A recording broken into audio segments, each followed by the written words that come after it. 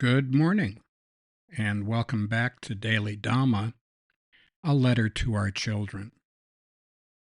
Today is April 9th, and our reading is The Next Stitch.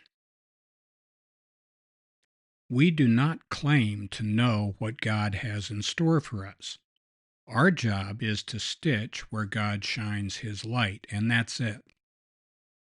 God uses a wee penlight to illuminate our next stitch, and our task is to act as He directs us. As long as we put the next stitch right where the light shines, things go pretty well. But the second we outrun that light and start worrying about what comes next, we get into trouble. What if this happens? What if the other thing doesn't work? What will people think? That's always a mistake because we're off in the future, which doesn't exist. We don't know God's pattern. It could be a pair of fancy pants, or a cute little drindle, or a great big circus tent. We have no idea.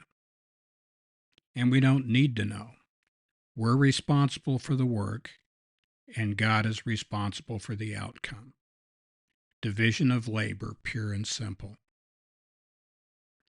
We also note that our interpretation of God's will is limited to our own actions. We don't pretend to know God's will for anyone else. After all, we're not crusaders.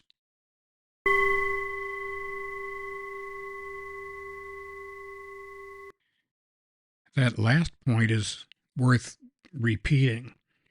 We have no idea what other people are supposed to do. In this book, we're telling our children, not what to do, but what we have done and what our experience has been. Maybe they can learn from our mistakes. But one thing that we think we know is that it's a mistake to tell other people what to do. It doesn't matter when we say God. Buddhists don't have Charlton Heston with a big stick. We've got good, orderly direction. There are other versions of that might work if it suits you better. Gus, great universal spirit. That sounds kind of nice and friendly, like Uncle Gus, give me a hand here. Grace over drama. That's a good one.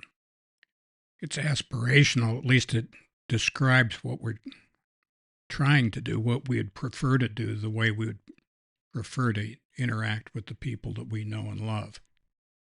Any higher power, as long as it's not us. This is another reason to have trusted friends and spiritual guides who can help us sort out our obsessions, delusions, and illusions from some kind of legitimate inspiration. This is important in meditation too. Just because we think something doesn't mean that we should believe it. If I think that the good idea fairy has told me to go next door and shave my neighbor's dog, a spiritual guide might indicate that I should rethink that. That sounds an awful lot like Dhamma bum and not so much like something God would come up with. Krishna explained this to Arjuna as well. He said, listen, selfless service. How about this? I'm the creator of the universe. How about you row and I steer? That work for you? You put in the work and I'll take care of the outcomes. And all you have to do is be devoted and work all the time without any expectation or thoughts about what the outcome is going to be or what your reward is. I'll take care of that. Deal? And that's not a bad idea. Division of labor, baby.